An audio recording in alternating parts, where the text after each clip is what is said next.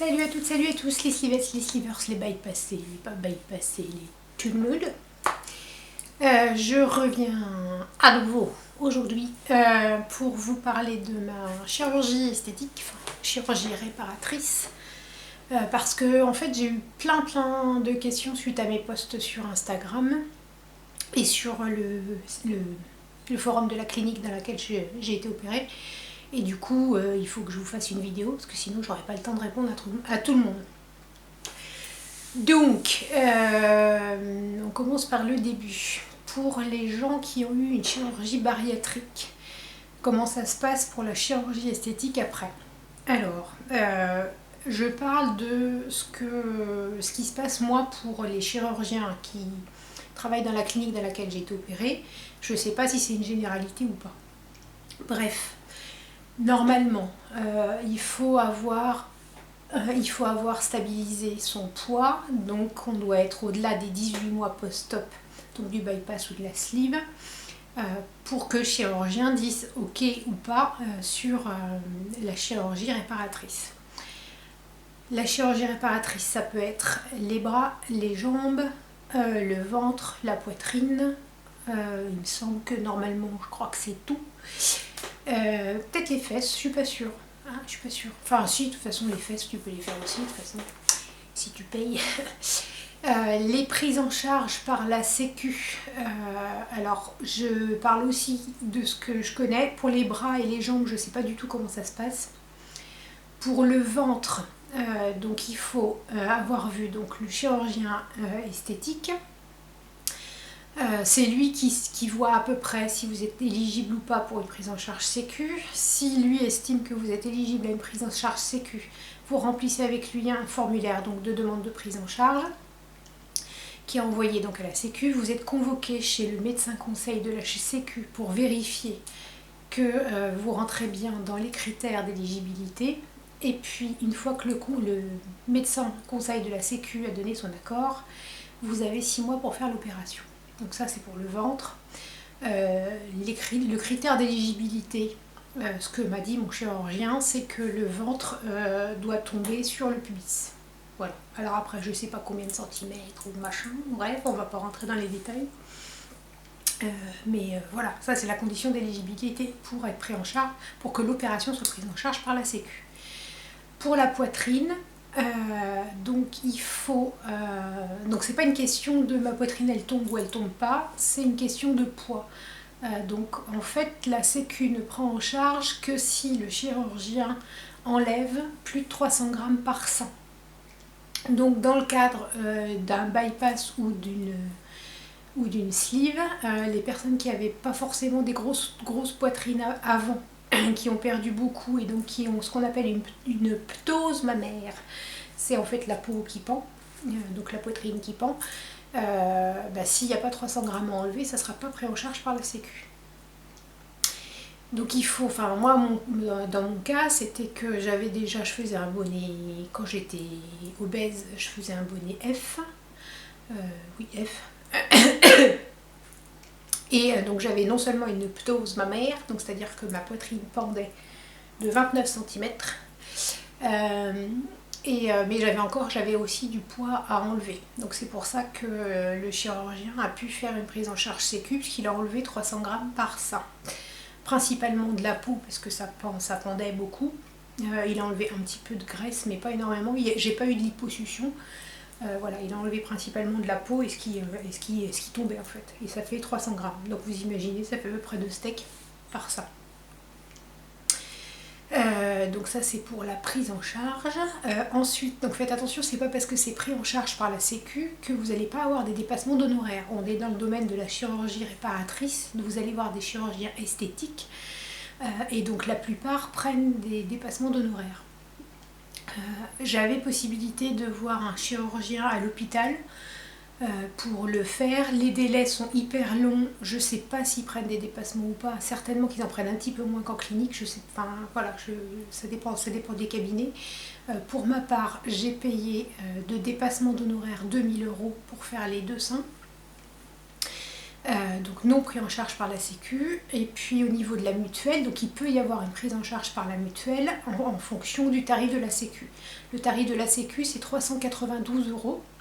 Donc si vous êtes à 100% du tarif de la Sécu par votre mutuelle, vous allez être remboursé sur les 2000 € de 392 €. Ou les 2000 ou les 3000 ou les 10 000, tout dépend du dépassement de votre chirurgien.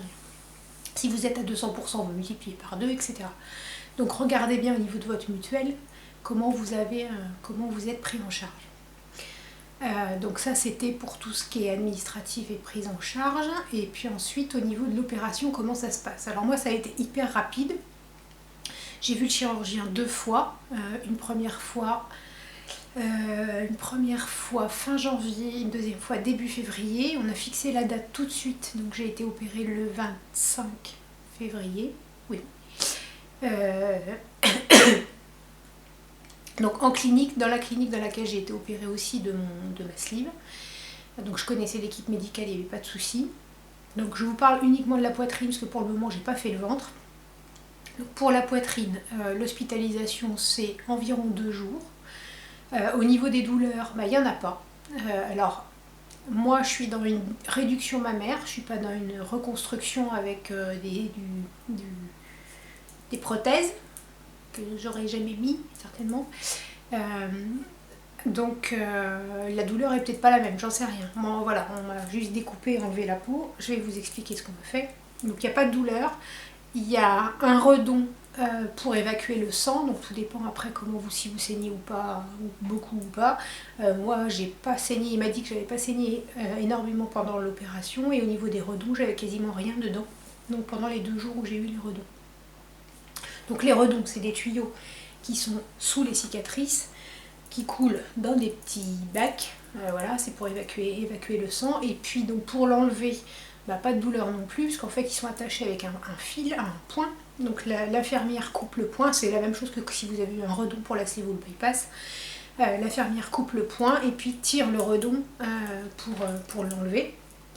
Ça dure 3 secondes, ça pique un peu, mais bon, c'est pas la mort. C'est la seule douleur qu'il peut y avoir. Après, donc au niveau de l'opération, ce qu'il a fait, vous n'allez pas voir grand chose parce que voilà, bon, je vous fais voir mon soutif. Ce qu'il a fait, c'est que donc j'avais le sein qui tombait, il a donc découpé mon mamelon, il a découpé dessous en travers comme ça et dessous comme ça, ce qui fait que les peaux qui étaient de chaque côté, donc il a enlevé l'espèce de triangle de peau qui pendait, il a ressoudé, donc ce qui fait que ça remonte la poitrine, il a ressoudé dessous, et donc j'ai une cicatrice en T inversé dessous et sous le mamelon, et le mamelon il a été recousu plus haut. Donc il avait fait des dessins juste avant l'intervention pour pouvoir faire ça. Donc pas de douleur. Au niveau de médicaments, j'ai eu juste du Dafalgan et j'en ai pris 2.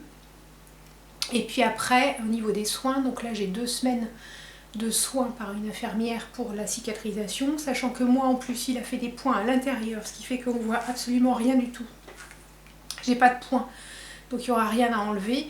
C'est hyper propre, enfin c'est super joli. Et puis donc il y a juste des hématomes, parce que c'est normal, hein, on vous tripote là-dedans. Donc il y a il y a des bleus.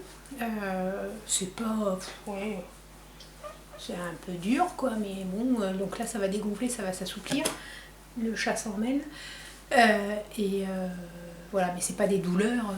Alors ma diététicienne Aude, bonjour si vous êtes passée par là, me dit que vu ce que j'ai subi avant, c'est normal que j'ai pas mal pour ce genre de truc, donc ça dépend aussi si vous êtes douillette ou pas.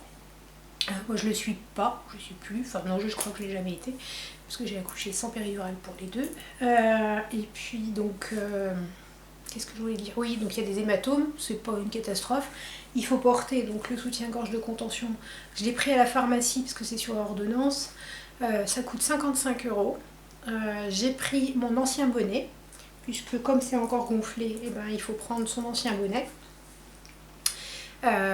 Ou au moins une taille de plus que le bonnet que vous a annoncé votre chirurgien. Oui, donc il coûte 55 balles, sachant que je pense qu'à Decathlon j'aurais pu en trouver aussi. Donc ce qu'il faut en fait, c'est qu'il soit agrafé devant comme ça, et puis que ça prenne bien la poitrine. Voilà, donc ça fait partie des frais. Au niveau de l'anesthésie, j'ai eu des dépassements aussi des anesthésistes, puisque comme c'était une chirurgie esthétique, ils prennent plus cher que si c'est une chirurgie classique. Je sais pas pourquoi, mais bon. Donc ça c'est pareil, à voir avec la mutuelle si c'est pris en charge. J'en étais où? Les douleurs, les soins. Donc j'ai 15 jours d'infirmière où là j'ai des compresses en fait. Donc je vous montre. Parce que de toute façon vous verrez rien. J'ai des compresses en forme de poitrine. Qui sont hyper souples, qui sont tenues donc par le soutien-gorge, donc ça englobe toute la cicatrice dessous et puis la cicatrice du mamelon. Donc ça pendant 15 jours, le temps de la cicatrisation, tout dépend, c'est pareil si vous cicatrisez vite ou pas. Moi c'est quasiment déjà cicatrisé, ça fait 4 jours, 5 jours. Ouais, on est samedi, j'ai été opérée lundi, on voit rien. Donc l'infirmière me dit c'est exceptionnel, j'ai jamais vu ça. Bref.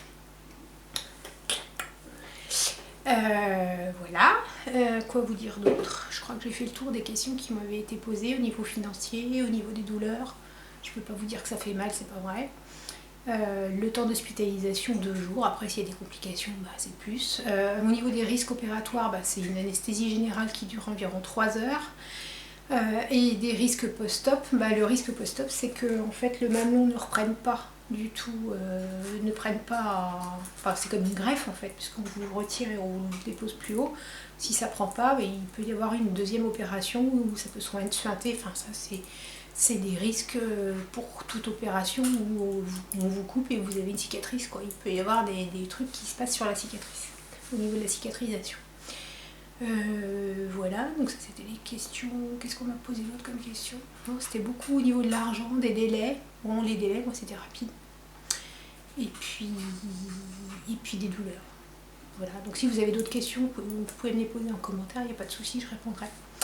Voilà, voilou. Et bien sur ce, je vous dis à plus dans le bus, salut.